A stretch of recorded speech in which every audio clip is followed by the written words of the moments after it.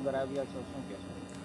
અમરેલીના 20 વર્ષના યુવાન નિલેશભાઈ રાઠોડની હત્યા કરવામાં આવી, જાતિવાદી તત્વો દ્વારા હત્યા કરવામાં આવી। એમણે જે નિલેશભાઈ જેમનું ખૂન થયું, એમણે એમના સગા બીજા 3 દલિત સમાજના યુવાનો એક દુકાન ઉપર નમકીન ખરીદવા ગયા હતા। એ નમકીનનું પડીકું આપનારા બાળકને, બેટા તારો હાથ જો નમકીનના પેકેટ સુધી ન પહોંચતો હોય તો જાતે તોડી લઉં, આટલું કીધું। ખાલી બેટા શબ્દનો પ્રયોગ કોઈ દલિતે મારા દીકરા માટે કેમ કર્યો? આવી જાતિવાદી માનસિકતાથી પ્રેરાઈને આપણા દીકરાના કોડીઓના અને તીક્ષ્ણ હથિયારોના ઘા ઝીકી એની હત્યા કરી દેવામાં આવી। બીજા 3 યુવાનો પણ આજે હું અમરેલી એમના પરિવારોમાં મળ્યો, ભયંકર એમને માર્યા છે।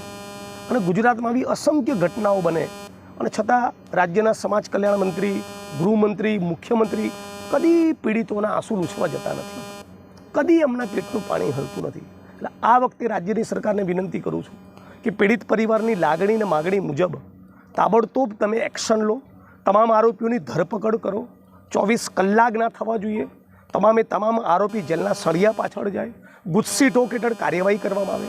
રાજ્યની સરકારને બુલડોઝર ફેરવાની બહુ ટેવ છે, આની અંદર એવા માથાભારે ગુંડાઓ ઇન્વોલ્વ છે, એમની અનેક ઇલીગલ પ્રોપર્ટી છે, એને પણ તમે બુલડોઝ કરીને બતાવો, ફાસ્ટ ટ્રેક કોર્ટમાં કેસ ચાલે અને પીડિત પરિવારને ન્યાય મળવો જોઈએ કોઈ પણ સંજોગોમાં।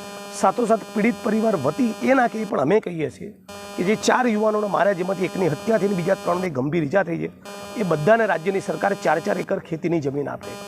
સાચી રાજ્યની સરકારની ગંભીરતા તો જ દેખાય જો રાજ્ય સરકાર પોતે અપીલ કરે ગુજરાતની જનતાને કે આપણે 2025ના ભારતમાં, 2025ના ગુજરાતમાં જીવીએ છીએ, શા માટે દલિતોની સાથે આવું વર્તન કરીએ છીએ, શા માટે દલિતોની હત્યાઓ કરીએ છીએ, શા માટે દલિતોથી અભડાઈએ છીએ, શા માટે દલિતોની પ્રત્યે આટલી બધી આપણને નફરત છે?